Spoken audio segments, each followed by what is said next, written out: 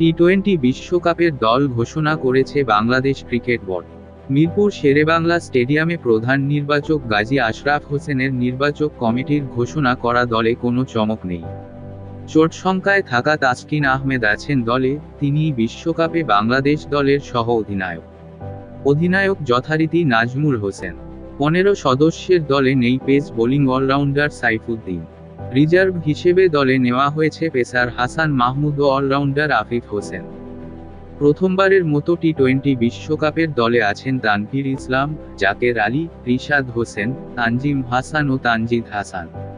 2021 সালের পর আবার টি-টোয়েন্টি বিশ্বকাপের দলে ফিরেছেন মাহমুদুল্লাহ। তাহলে দেখে নেওয়া যাক টি-টোয়েন্টি বিশ্বকাপের বাংলাদেশ দল।